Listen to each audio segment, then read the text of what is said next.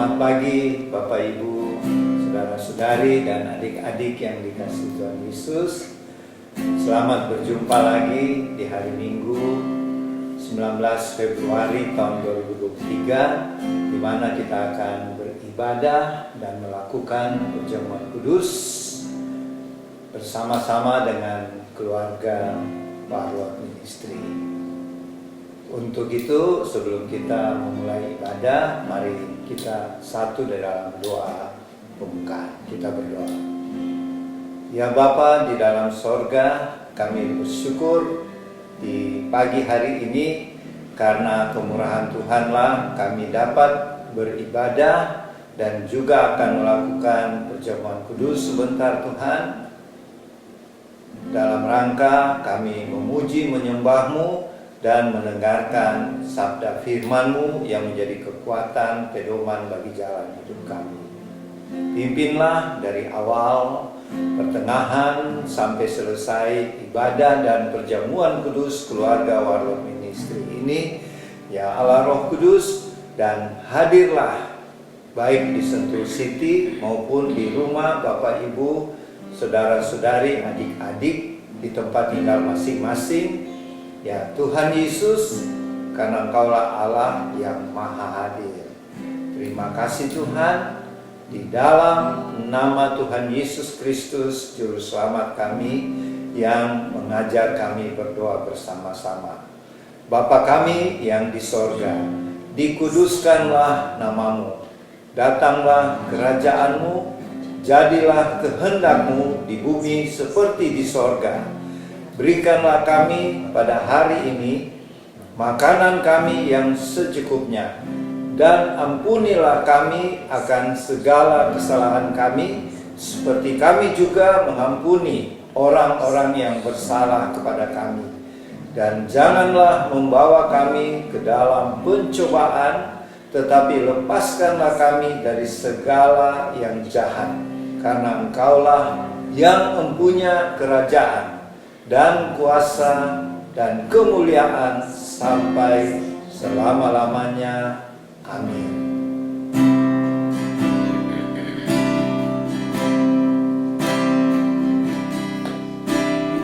Kau hiasi kehidupanku dengan kemurahan-Mu. Kau rancang masa depan penuh dengan harapan, penuh dengan harapan. Sekali lagi kau hiasi kehidupanku dengan kemurahan-Mu. Kau rancangkan masa depanku dengan harapan. Aku ada saat ini, semua karena kemurahan-Mu. Aku hidup hari ini, semua berkat kemurahan-Mu. Terima kasih Yesus, Engkau sangat baik. Engkau sangat baik, teramat baik bagiku. Aku ada saat ini, semua karena kasih-Mu. Aku hidup hari ini. Aku hidup hari ini, semua berkat kemurahan-Mu. Terima kasih. Terima kasih Yesus, Engkau sangat baik, teramat baik bagiku. Kau hiasi kehidupan, Kau hiasi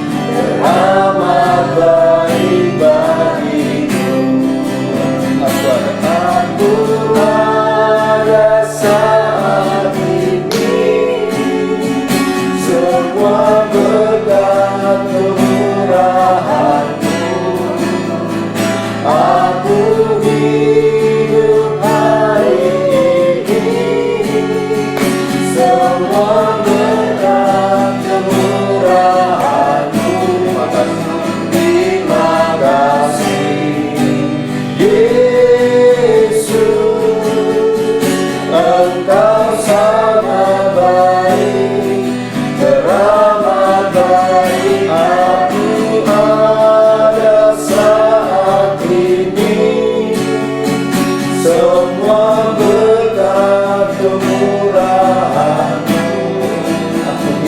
Aku hidup hari ini, semua berkat kemurahan-Mu. Terima kasih.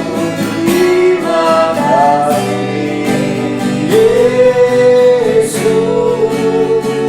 Engkau sangat baik, teramat baik bagiku.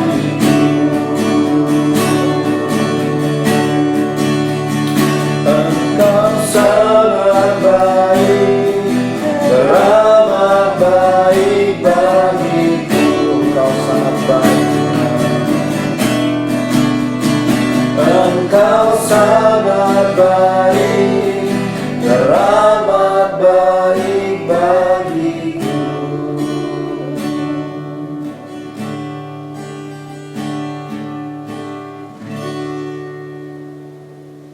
Bapak Ibu, saudara-saudari dan adik-adik yang dikasihi Tuhan Yesus, sekarang kita masuk dalam pemberitaan firman Tuhan.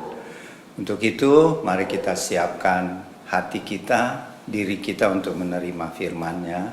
Kita berdoa, minta pimpinan Allah Roh Kudus, dan firman yang akan diberitakan dari kitab Wahyu, lanjutan minggu lalu ya. Kitab Wahyu pasal 14 ayat 1 sampai 5, hanya 5 ayat ya. Jadi Wahyu 14 ayat 1 sampai 5. Mari kita mohon Roh Kudus pimpin. Kita berdoa. Ya Bapa di sorga, terima kasih untuk waktu yang sangat-sangat berharga ini. Kami masih diberikan kesempatan oleh Tuhan untuk memberitakan firman-Mu, mendengarkan firman-Mu, untuk kami renungkan dan kami laksanakan, lakukan dalam hidup kami. Jadikanlah kami Tuhan menjadi pelaku-pelaku firman-Mu, dan jadikan hati kami semuanya sebagai tanah yang subur untuk menerima benih yang kekal, yaitu firman-Mu, supaya firman-Mu bertumbuh, berakar kuat dalam hidup kami. Jadi sekalipun datang topan melanda hidup kami, kami tidak goyah. Berfirmanlah ya Tuhan, kami semua siap mendengarkan firman-Mu dan melakukannya. Dan pakailah mulut hamba-Mu ini ya Allah Roh Kudus. Di dalam nama Tuhan Yesus. Amin.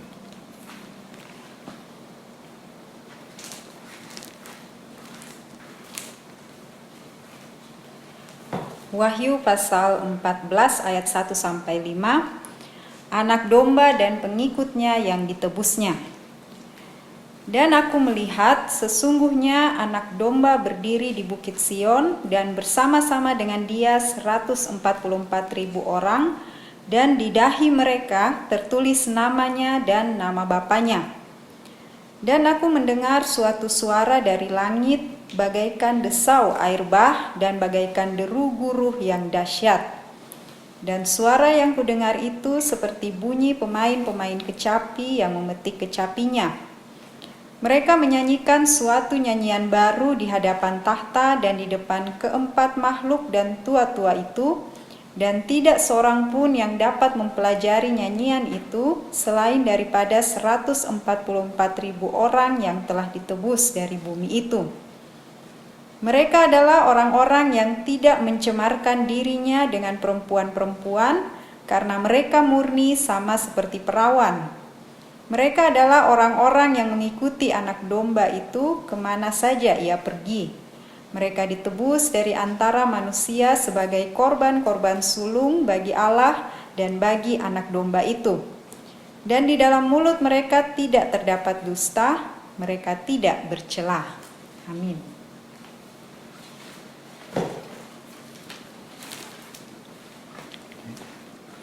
Bapak Ibu, saudara-saudari, adik-adik yang dikasihi Tuhan, itulah perikop pemberitaan firman pada siang hari ini. Merupakan lanjutan dari Wahyu pasal 13, sekarang kita masuk pasal 14. Kalau di Wahyu 13 kita membahas tentang antikris dengan nabi palsu. Sekarang Rasul Yohanes melihat sesuatu yang indah di sorga. Ini penglihatannya dari Rasul Yohanes waktu dia di Pulau Patmos. Tuhan Yesus memperlihatkan kepada Rasul Yohanes ada sekitar 144.000 orang bersama anak domba. Siapa itu anak domba? Nama lain atau gelar dari Tuhan Yesus. Jadi Rasul Yohanes melihat ada Tuhan Yesus bersama 144.000 orang, ya, di atas Bukit Sion. Apa itu Bukit Sion? Itu adalah nama kerajaan Allah di sorga. Makanya Daud waktu jadi raja, bukit yang dia rebut, dia sebut namanya Bukit Sion, ya. Dan dia dirikan istananya di situ, di Bukit Sion, yang sekarang kita tahu kota Yerusalem, ya. Disitulah istana Daud, karena dia mencontoh apa yang ada di sorga, yang tadi dilihat oleh Yohanes, ya. Dan Yohanes mendengar suara deruh, guru dan seperti air bah, jadi keras sekali, ya. Apa yang dia dengar? Ada seperti bunyi kecapi dan banyak orang menyanyi. Berapa orang yang menyanyi? 144.000. Kita bayangkan satu paduan suara saja paling tinggi itu 400. Daud pernah bikin paduan suara, kalau kita baca di kitab Tawarikh, dia punya penyanyi itu 800 orang. Yang saya tahu selama ikut paduan suara paling banyak itu 40, 100 orang. Daud saja 800 orang. Luar biasa Raja Daud, ya, karena memang dia seorang yang suka memuji Tuhan. Dia masih gembala saja di padang rumput yang cuma 2-3 ekor domba, dia tetap memuji Tuhan. Makanya ada lagu itu, Tuhan adalah gembalaku, ya. Dan di sini yang didengar oleh Rasul Yohanes 144.000 orang menyanyi. Dan nyanyian itu tidak ada satu orang pun yang tahu itu nyanyian baru. Dan kalau kita baca kitab Wahyu ada 2 nyanyian, ya, yang dinyanyikan di sorga. Apa itu? Nyanyian Musa. Nyanyian Musa itu sebenarnya mewakili orang Israel di perjanjian lama, ya, atau orang-orang di perjanjian lama yang sungguh-sungguh percaya Tuhan. Nanti di surga harus belajar nyanyian Musa. Tetapi kalau kita orang-orang yang di masa perjanjian baru, kita harus belajar sebenarnya nyanyian anak domba. Apa itu nyanyian anak domba? Ini yang dinyanyikan oleh ke-144.000 manusia. Siapa mereka? Kita belajar, ya, dengan tuntunan Roh Kudus. Saya berdoa mencari siapa mereka, Tuhan. Ternyata 144.000 orang ini hanya tertulis 2 kali di kitab Wahyu. Kalau kita lihat di Wahyu pasal 7 ayat 1 sampai 8, di situ ditulis Yohanes melihat ada malaikat 4 orang, 4 malaikat mau diperintahkan Tuhan untuk merusak bumi dan laut, yaitu dengan cawan murka, ya. Karena setelah itu ada cawan murka Allah dicurahkan. Jadi bumi dan laut dirusakkan oleh murka Tuhan. Karena bumi dan laut sudah penuh dengan dosa karena manusia yang tinggal di dalamnya. Tapi kita harus ingat, ya, apa yang dilihat Rasul Yohanes ini, yaitu murka Allah dicurahkan lewat cawan pertama sampai ke-7, sangkakala pertama, terus apa lagi, ya, cawan, sangkakala. Itu tandanya murka Allah kepada orang-orang yang tidak percaya Tuhan, ya, atau percaya Tuhan Yesus tapi suam-suam kuku, tidak sungguh-sungguh. Jadi mari kita dihimbau, kita adalah duta-duta Kristus di akhir zaman. Percayalah sungguh-sungguh pada Tuhan Yesus, layanilah Tuhan Yesus dengan sungguh-sungguh, yaitu melalui pelayanan kepada sesama, ya. Jadi Tuhan Yesus pernah berkata, ketika kamu melawat aku di penjara, ketika aku telanjang kamu kasih pakaian, ketika aku sakit kamu menjenguk. Terus orang tanya muridnya, kapan itu Tuhan? Ketika kamu melayani orang-orang yang terbuang. Artinya orang-orang di dunia Nah, ini peringatan buat kita warlot ya, diingatkan Tuhan. Jangan kita cuma melayani orang-orang kelas menengah dan kelas elit, tetapi juga orang-orang yang tidak berada, orang-orang miskin, orang menderita. Karena Tuhan bilang di Matius 25, kalau kamu melayani orang-orang terbuang ini, orang miskin dan menderita, sama engkau melayani aku. Nah, itu satu peringatan buat kita ya. Tapi bukan orang kaya dan golongan menengah tidak dilayani. Kita lihat saja Tuhan Yesus melayani perwira Kapernaum, itu orang kaya ya, Nikodemus dan lain-lain.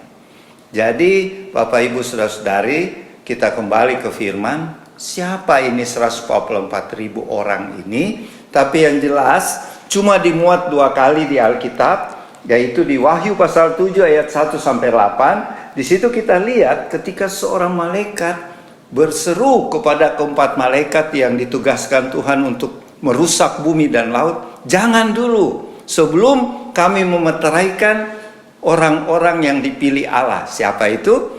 Kalau kita baca di Wahyu 7 ayat 5 sampai 8, itu adalah semua orang-orang keturunan bangsa Israel. Dan tiap suku ada 12.000 orang. Kok bisa ya? 12.000 tiap suku. Jadi total 144.000. Itu di Wahyu pasal 7. Apa gunanya mereka dimeterai? Karena mereka mendapat tugas di masa kesusahan besar 7 tahun, di mana antikris memerintah. Jadi kita sudah di surga ya, kita sudah mengalami pengangkatan. Ke 144.000 orang Israel ini mendapat tugas menginjil tentang siapa Tuhan Yesus ya. Jadi memang Tuhan mengasihi bangsa Israel ya, sampai dia pilih 144.000, dan kemudian siapa lagi? 2 saksi. Jadi ada 2 golongan manusia yang akan melakukan pemberitaan Injil ya. Ini sesudah rapture ya, sesudah pengangkatan, yaitu 144.000 orang dari suku-suku di Israel dan 2 orang saksi Allah yang kita pelajari di minggu-minggu lalu, yaitu Musa dan Elia.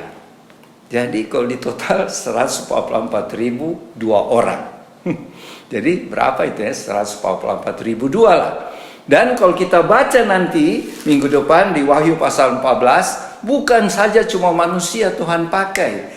Jadi di masa kesusahan 7 tahun itu, masa antikris, Tuhan pakai ada pertama 144.000 orang Israel, kedua 2 saksi Allah, dan yang ketiga kalau baca di minggu depan nanti ya, di Wahyu pasal 14 ayat 6, di situ Tuhan memakai seorang malaikat.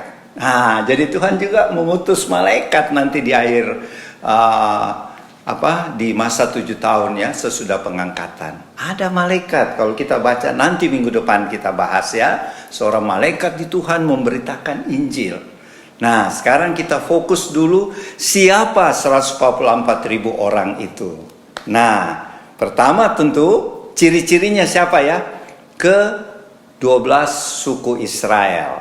Masing-masing suku 12.000 orang. Nah, pada tahun 60-an ya, 1960-an, 1970-an, saya mendengar ada kesaksian dari denominasi Saksi Yehova. Saksi Yehova berkata, kami itu yang 144.000 orang. Itu sesat. Pendirinya itu Russell ya, pendeta Russell di Amerika. Ya, tapi bukan nama Russell Saksi Yehova ya. Itu adalah pendiri Saksi Yehova tahun 1800 sekian di Amerika, dan pengikutnya banyak sampai di Indonesia loh ada. Ya, jadi Saksi Yehova mengklaim kami itu yang di Alkitab yang ditulis 144.000 orang. Mana mungkin ya? Sedangkan jelas Alkitab berkata itu dari 12 suku Israel. Sedangkan si Russell ini mungkin dia orang Yahudi, tetapi pengikut Saksi Yehova bukan 12 suku ya, dari semua bangsa di dunia.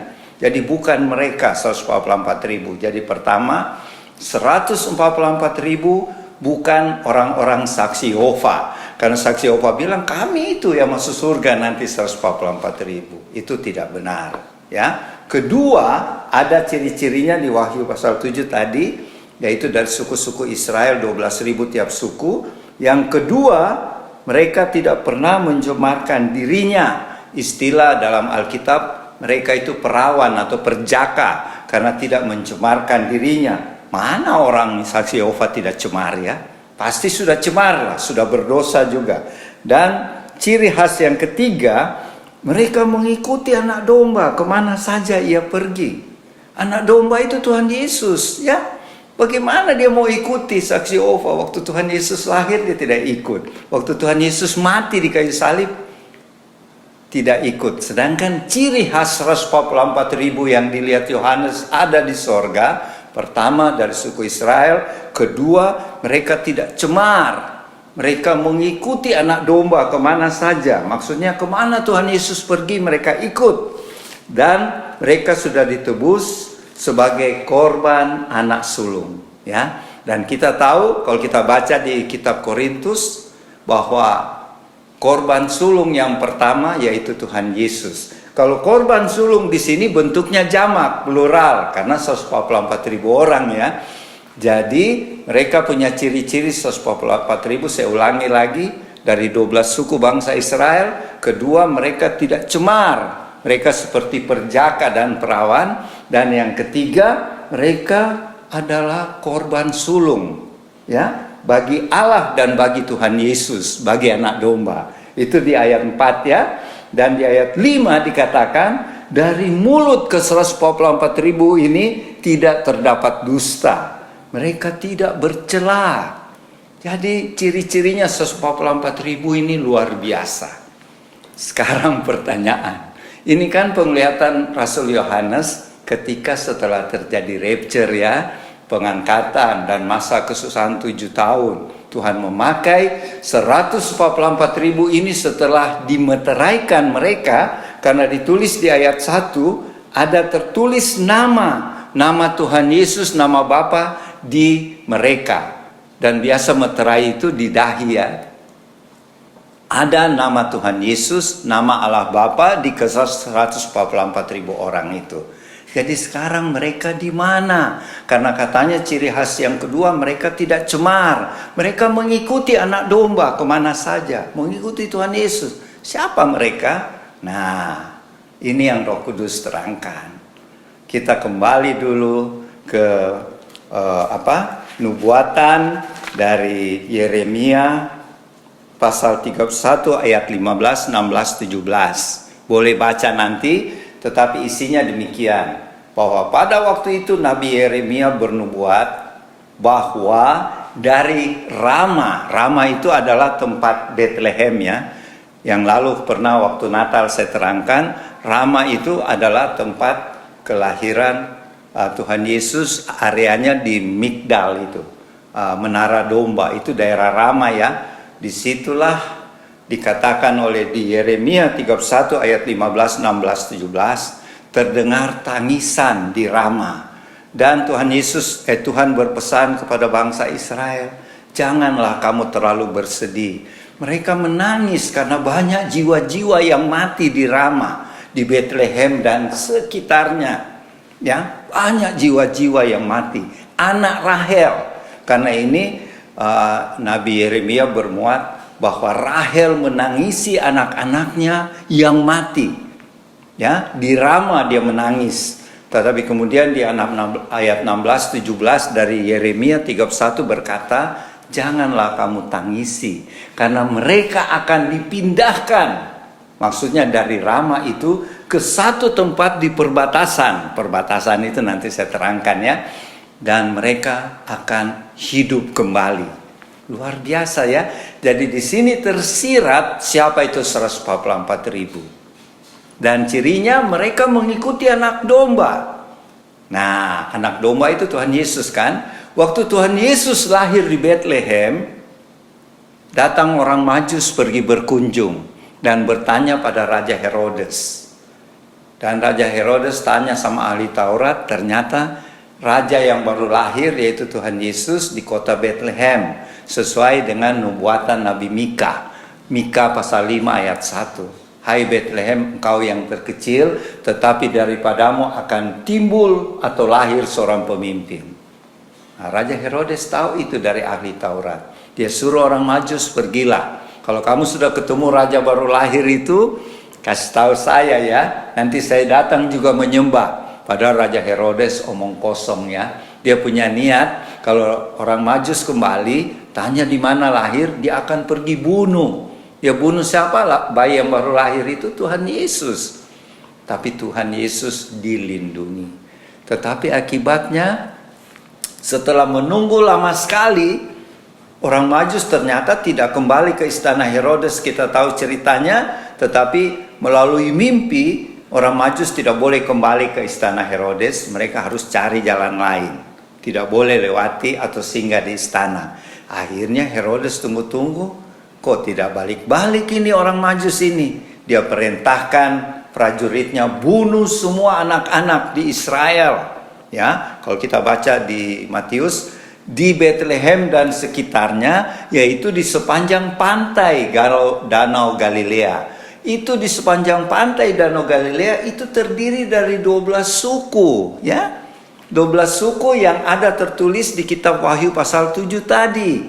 Apa hubungannya sekarang? Mereka itu, kalau menurut saya dapat ya, waktu saya berdoa, itulah anak-anak yang dibunuh oleh Herodes melalui prajuritnya. Ternyata jumlah mereka luar biasa ya, 144.000 orang. Ya, mereka masih anak-anak, 2 tahun ke bawah. Karena Herodes memerintahkan bunuh semua bayi-bayi 2 tahun ke bawah. Dan itu adalah generasinya Tuhan Yesus lahir di bumi. Jadi Tuhan Yesus punya teman-teman dari 0 tahun sampai 2 tahun tidak ada lagi.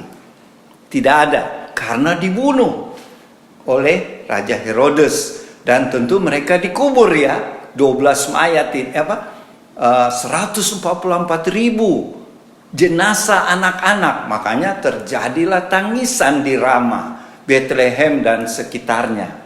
Itu yang dinubuatkan Yeremia 31 ayat 15, 16, 17. Tapi dikatakan selanjutnya oleh Tuhan kepada Nabi Yeremia, janganlah kamu terlalu bersedih, sebab mereka akan kubangkitkan dan aku pindahkan mereka. Di mana Tuhan memindahkan mereka? Di masa 7 tahun itu. Dan mereka menjadi penginjil-penginjil. 144.000 bayi-bayi yang dibunuh oleh Herodes. Itulah dikatakan ciri khasnya mereka mengikuti anak domba kemana saja. Jadi waktu lahir saja mereka ikut. Ya, waktu Tuhan Yesus mati, mereka sudah mati duluan, dibunuh. Dan jenazahnya dikubur ya, ingat. Ya, tetapi waktu Tuhan Yesus bangkit dari kematiannya, kita baca kuburan-kuburan terbuka. Inilah ke 144.000 bayi ini, rohnya bangkit, kuburan mereka terbuka, mereka naik ke sorga. Ya, itu baru rohnya. Tetapi nanti di masa 7 tahun, kalau kita baca di kitab Yehezkel pasal 37, Nabi Yehezkel melihat tulang belulang. Tulang belulang berarti orang yang sudah mati ya. Ini mengena pada ke 144.000 jenazah ini. Mereka sudah tulang belulang. Tetapi Tuhan berfirman, Tuhan suruh Nabi Yehezkel berfirmanlah, maka tulang-tulang itu bangkit dan akan menjadi prajurit yang perkasa, prajurit yang hebat. Siapa itu tulang-tulang? Itu ke 144.000 itu. Jadi setelah Tuhan Yesus bangkit, rohnya mereka 144.000 anak yang dibunuh, rohnya naik ke surga dulu, tapi tulang-tulangnya, jenazahnya masih di kuburan. Tetapi pada waktu masa 7 tahun itu Tuhan berfirman, bangkitlah tulang-tulangnya itu, dan Tuhan jadikan mereka prajurit perkasa untuk memberitakan Injil, yaitu ke 144.000 yang dilihat Yohanes. Dan kita tahu 144.000 ini tidak bisa mati, biar sudah disiksa, dipotong, dibunuh, tidak bisa mati. Dan kita tahu dari kitab Wahyu, mereka juga rapture. Jadi 144.000 ini tidak mengalami kematian, seperti anak domba ya. Mereka mati waktu dibunuh, tapi waktu mereka Tuhan Yesus bangkit, mereka juga bangkit, tapi rohnya. Kemudian Tuhan berfirman, tulang-tulangnya mereka dibangkitkan di masa 7 tahun. kita sudah di sorga ya, kita sudah pengangkat. Mereka dipakai Tuhanlah untuk pergi penginjilan bagi bangsa Israel dan seluruh dunia. Hebat ya rencana Tuhan.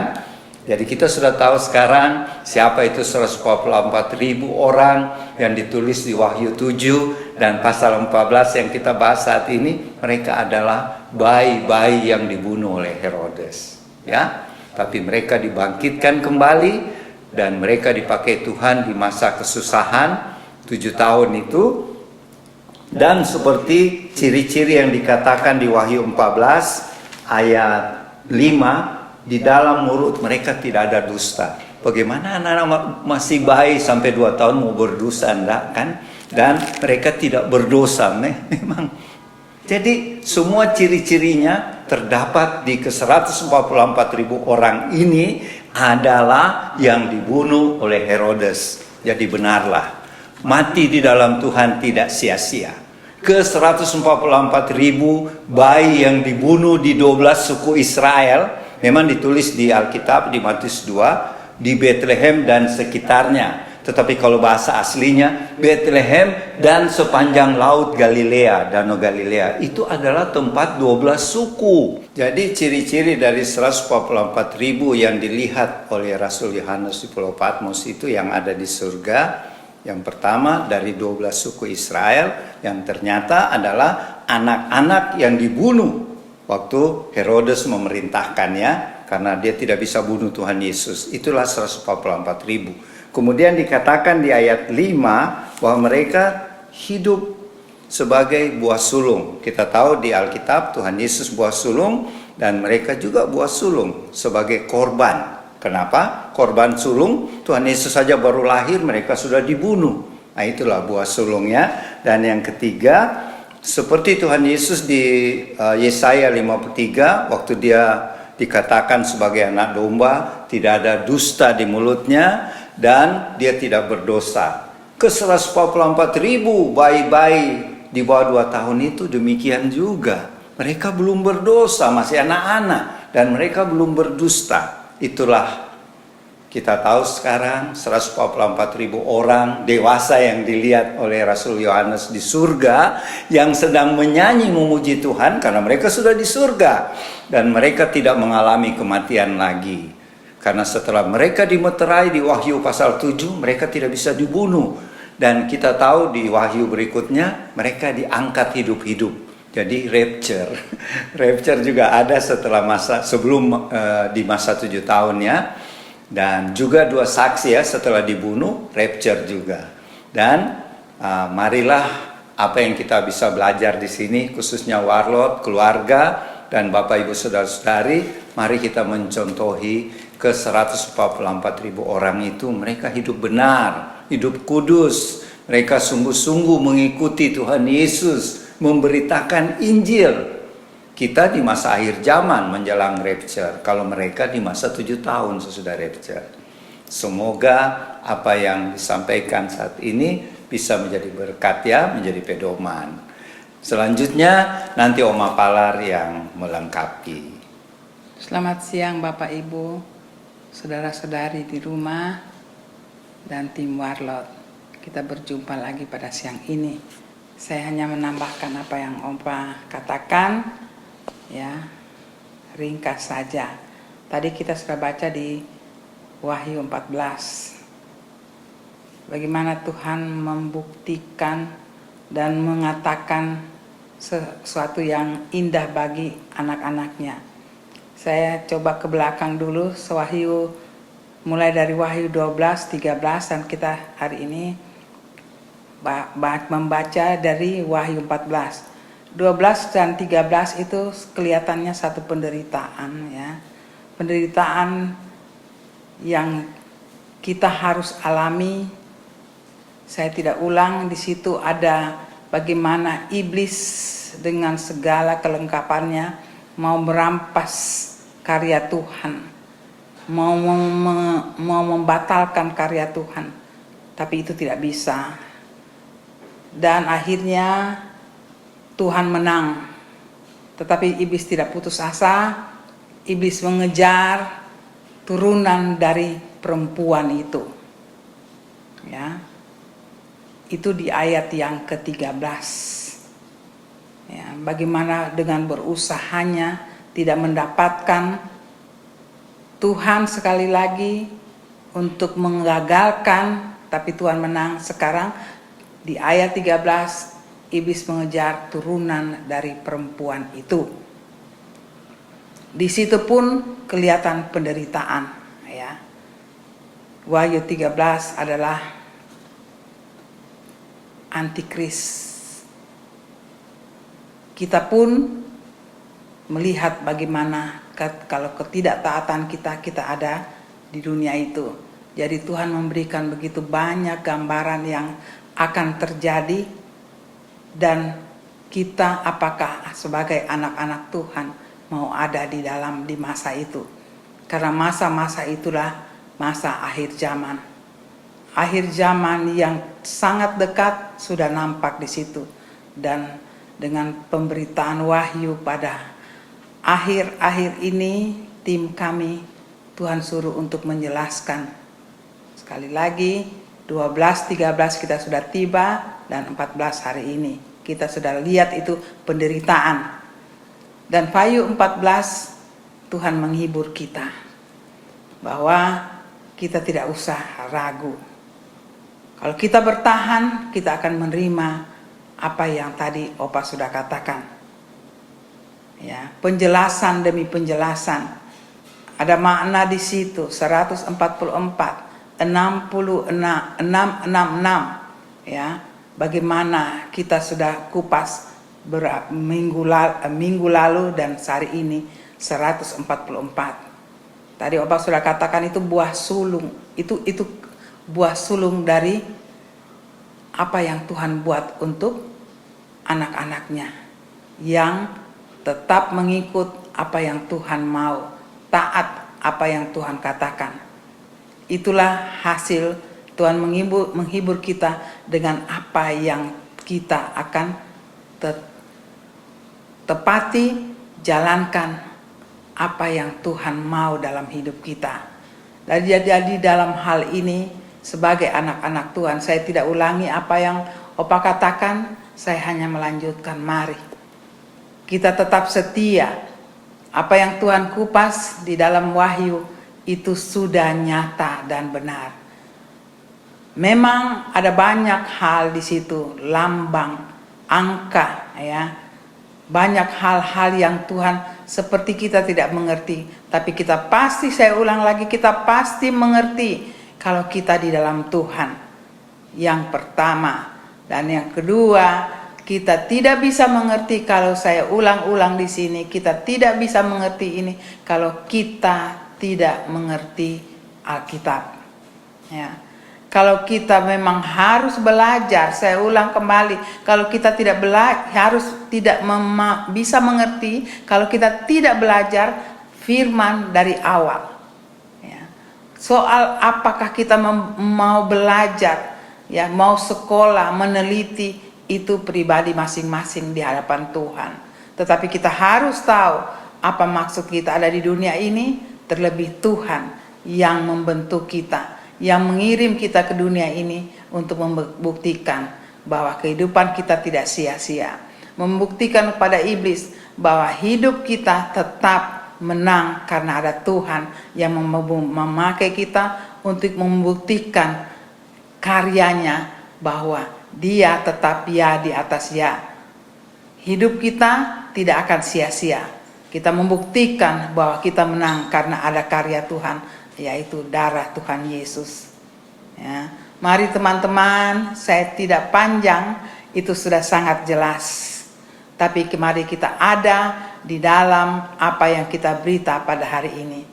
Sebagai anak sulung, Tuhan sebagai yang sulung bagi kita, dan jemaat adalah 144, ya, yang sudah mendahului kita, dan kita patut bersyukur dan kita mengikuti mereka. Itu menjadi tolok ukur hidup kita tetap akan berkemenangan di dalam Tuhan. Tuhan sudah berkarya bagi kita. Kita memakai kuasa yang Dia berikan lengkaplah kekuatan kita dalam Tuhan adalah Roh Kudus yang sudah tinggal bersatu dengan kita, dan setiap apa yang Tuhan katakan, kerjakan dan mengingatkan kita, tidak usah takut di dalam kehidupan ini karena aku menyertai kamu. Jadi ayat 14, pasal 14 ini adalah satu penghiburan besar bagi setiap anak Tuhan. Kita dipacu untuk setia, bawalah misi ini kepada orang yang belum mengenal Tuhan. Jangan takut, Tuhan ada bersama kita dengan karya Roh Kudus-Nya di dalam kita menapaki kehidupan kita. Hanya itu, Tuhan memberkati. Kiranya ini di rumah Bapak Ibu bisa mengembangkan lagi kalau mau kita tetap belajar firman. Firman itu akan menghidupkan kita. Tuhan memberkati, sampai kita berjumpa pada minggu depan. Bapak Ibu, saudara-saudari dan adik-adik yang dikasihi Tuhan Yesus, setelah pemberitaan firman Tuhan tadi, kita akan masuk dalam perjamuan kudus, di mana kita menerima hosti dan anggur yang kita percaya adalah tubuh dan darah Tuhan Yesus. Namun sebelumnya, mari kita berdoa. Bapa di surga, terima kasih buat firman-Mu tadi yang sudah disampaikan. Jadikanlah kami seperti ke 144.000 orang-orang Israel yang dilihat oleh Rasul Yohanes di Pulau Patmos yang berada di sorga, karena mereka begitu setia mengikuti Tuhan Yesus sebagai anak domba Allah. Dan mereka hidup tidak bercacat celah dan tidak ada dusta di mulut mereka. Ajarlah kami Roh Kudus supaya kami bisa meneladani mereka. Dan sekarang Tuhan, berkatilah, kuduskanlah hosti, anggur, roti, sirup atau teh yang dipakai Bapak Ibu saudara-saudari, adik-adik di tempat tinggal masing-masing. Berkati dan kuduskanlah ya Tuhan, supaya layak kami pakai dalam perjamuan kudus. Dan ampunilah semua dosa-dosa salah kami Tuhan. Sucikan kami dengan darah-Mu yang suci, supaya kami layak menerima perjamuan kudus di siang hari ini. Dalam nama Tuhan Yesus. Amin.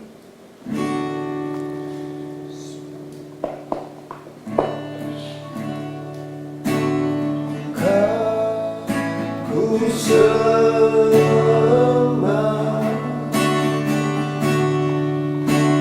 Kau, ku sembah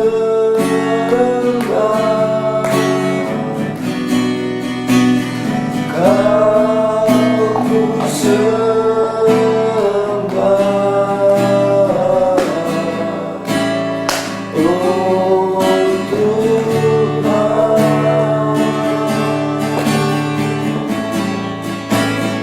Kau, ku sembah,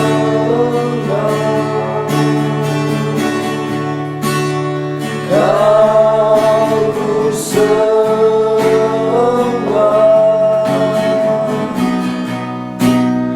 Kau, ku sembah,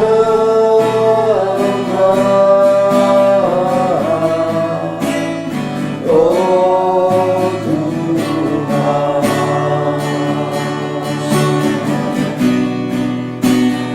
Kau, ku sembah,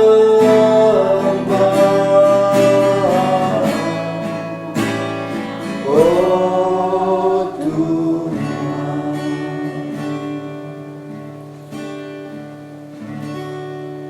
Di hosti yang ada di tangan Bapak Ibu, saudara-saudari, adik-adik, dan kami yang di Sentul City, bila ada firman Tuhan dibaca, dan itu merupakan pesan Tuhan lagi bagi kita semua, terlebih khusus buat semua kita warlot, keluarga warlot ya. Jadi ini pesan Tuhan lewat firman yang sudah ditaburkan tadi maupun lewat hosti. Silakan dibaca, kami juga di House of Warlot akan baca.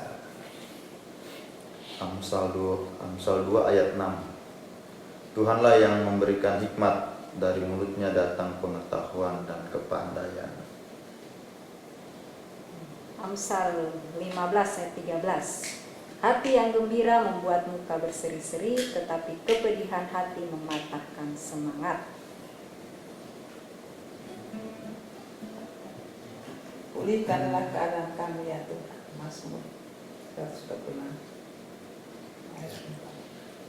Ya, terakhir, karena bagiku hidup adalah Kristus dan mati adalah keuntungan. Motonya Ahok. Jadi pesan buat Warlot dan keluarga dan juga bagi kita semua, pertama-tama apa tadi yang dulu ya, Tuhan memberikan Tuhan memberikan hikmat dan firman Tuhan itu yang menjadi pengetahuan. Jadi kita dihimbau selalu rajin baca firman Tuhan ya, karena hikmat itu dari Tuhan dan sumbernya ada di Alkitab ya, firman Tuhan. Terus di GV, hati yang gembira membuat wajah kita berseri-seri. Jadi meskipun dalam keadaan masalah apapun, kalau kita baca firman, itu akan membangkitkan iman kita, sehingga segala kesusahan akan lenyap, wajah kita akan berseri-seri, ya. Apa? Yang berseri-seri dan apa tadi? Tapi kepedihan hati mematahkan Ya, semua semangat. masalah yang membuat kepedihan atau kesedihan itu lenyap seketika, karena kuasa firman-Nya. Terus yang ketiga di Oma kan,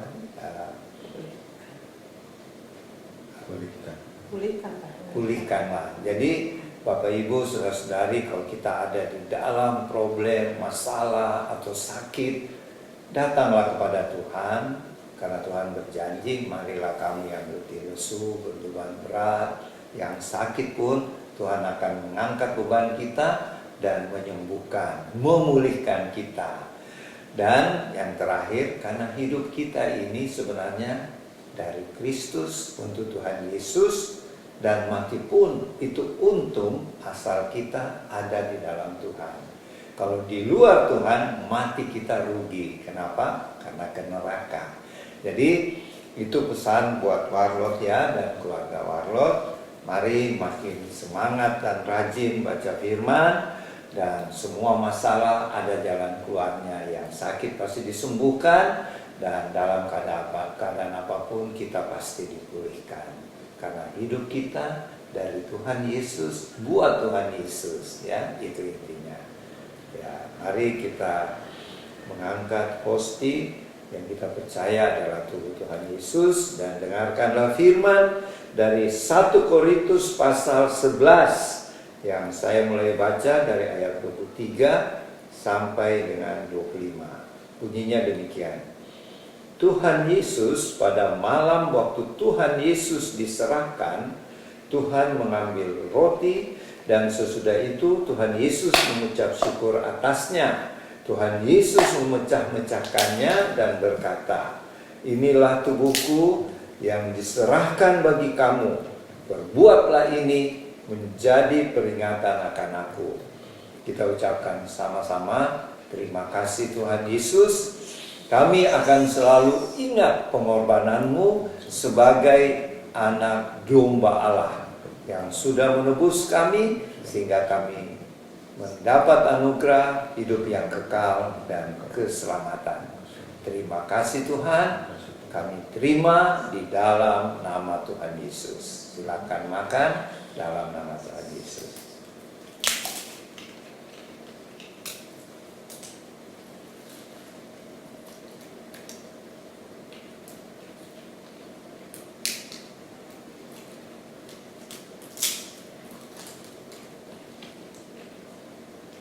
Terima kasih Tuhan Yesus. Kita angkat cawan perjamuan. Firman Tuhan berkata, demikian juga Tuhan Yesus mengambil cawan sesudah makan. Lalu Tuhan berkata, cawan ini adalah perjanjian baru yang dimeteraikan oleh darahku. Perbuatlah ini setiap kali kamu meminumnya, menjadi peringatan akan aku. Kita ucapkan sama-sama, terima kasih Tuhan Yesus buat darah-Mu yang suci, darah anak domba Allah yang sudah tercurah di kayu salib di Bukit Kalvari. Darah-Mu yang suci sudah memeteraikan kami menjadi warga-warga kerajaan-Mu, menjadi duta-duta kerajaan-Mu, untuk kami diutus memberitakan Injil Kristus, memenangkan jiwa-jiwa bagi Tuhan Yesus sampai Tuhan Yesus datang kembali. Kami terima di dalam nama Tuhan Yesus. Silakan minum dengan iman ya, dalam nama Tuhan Yesus. Mari kita mengucap syukur dengan memuji Tuhan.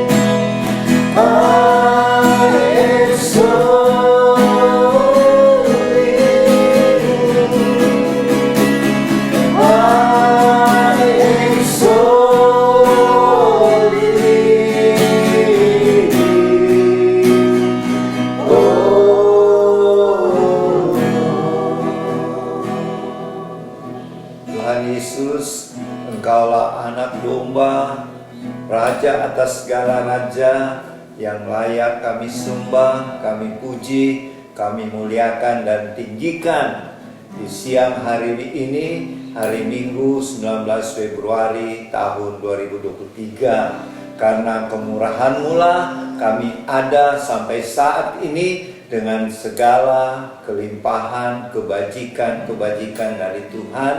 Meskipun keadaan dunia saat ini dilanda dengan berbagai macam bencana seperti gempa bumi di Turki, di Suriah, di Jayapura, dan banjir baru-baru ini terjadi di Makassar dan sekitarnya, tetapi kami tetap percaya kami punya Raja di atas segala raja, Tuhan Yesus Kristus, Anak Domba Allah yang mengatasi, yang menguasai, yang mengendalikan segala sesuatunya di alam semesta ini, termasuk memelihara, melindungi hidup kami, anak-anak-Mu Tuhan, domba-domba-Mu di akhir zaman ini.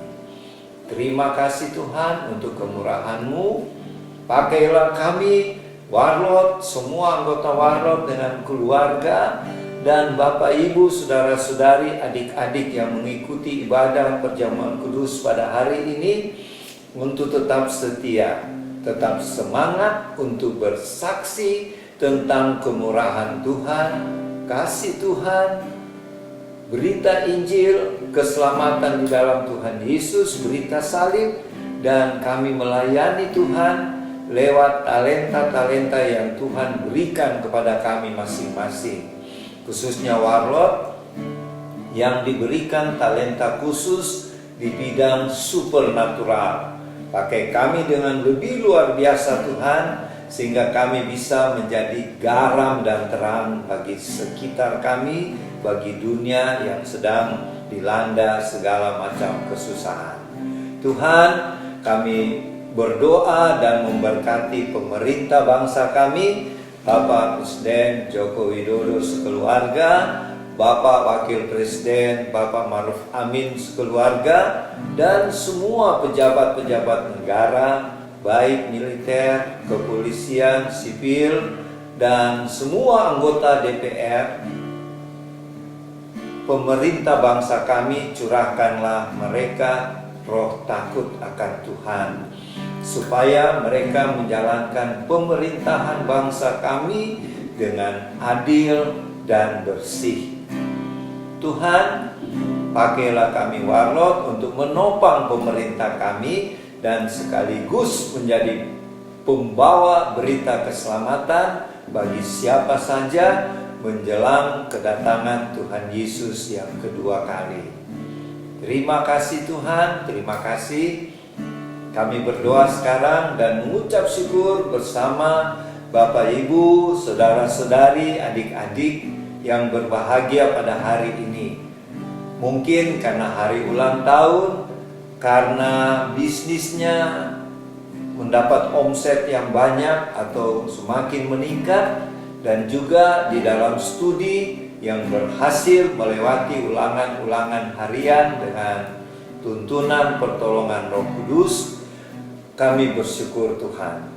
Kiranya Tuhan mengaruniakan panjang umur bagi yang berulang tahun, tetap kuat dan iman teguh di dalam Tuhan, dan terus meningkat di dalam hal rohani dan pelayanan. Terima kasih Tuhan. Bagi yang bisnisnya semakin meningkat, Tuhan memberkati terus supaya mereka tetap setia dan benar di dalam menjalankan bisnis, pekerjaan, dan karir masing-masing di tempat kerja di mana Tuhan tempatkan.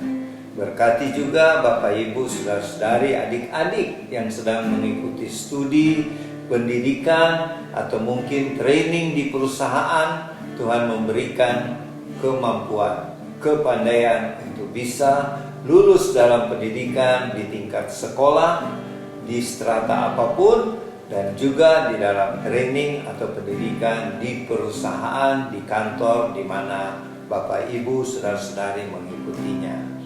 Terima kasih Tuhan, ingatkanlah kami senantiasa untuk hidup dalam kebenaran, kekudusan seperti 144.000 umat Israel yang dilihat oleh Rasul Yohanes di Pulau Patmos. Karena kami juga adalah Israel rohani, duta-duta Kristus di akhir zaman. Ingatkan kami supaya menjelang kedatangan Tuhan Yesus Kristus kami tetap setia, memiliki iman dan mengasihi Tuhan Yesus dengan sungguh-sungguh, menjadi calon-calon mempelai Tuhan yang hidup tidak bercacat celah. Terima kasih Tuhan. Bagi yang sakit, Tuhan kiranya berikan kesembuhan. Penyakit apapun, kami percaya bagi Tuhan tidak ada yang mustahil. Bagi yang sedang dilanda masalah, mungkin itu masalah dalam pekerjaan, dalam bisnis, dalam rumah tangga, masalah keuangan, maupun penyakit yang mungkin belum sembuh-sembuh, Tuhan tolonglah agar masalah ini dapat terselesaikan. Karena kami sungguh-sungguh beriman, tidak ada perkara yang mustahil bagi Tuhan. Terima kasih Bapa, terima kasih. Dan sebelum kami mengakhiri ibadah perjamuan kudus keluarga Warlord Ministry ini, kami mau menerima berkat-berkat daripadamu Tuhan. Kiranya berkat-berkat dari Allah Bapa yang berlimpah-limpah, baik berkat rohani, berkat jasmani, yaitu kesehatan, kekuatan baru, makanan, minuman, dan keuangan yang berlimpah-limpah, dan kasih karunia dari Tuhan Yesus yang tidak terbatas, serta persekutuan dengan Allah Roh Kudus, menyertai Bapak Ibu, saudara-saudari, adik-adik di tempat tinggal masing-masing, dan juga kami yang ada di House of Our Lord di Sentul City. Mulai siang ini sampai Maranatha, Tuhan Yesus datang di awan-awan, mengangkat kita semua dalam peristiwa pengangkatan, bahkan sampai selama-lamanya. Di dalam nama Tuhan Yesus. Amin. Terima kasih Bapak Ibu Saudara-saudari. Kita akan berjumpa lagi minggu depan pada tanggal 26 Februari 2023. Tuhan Yesus memberkati. Shalom.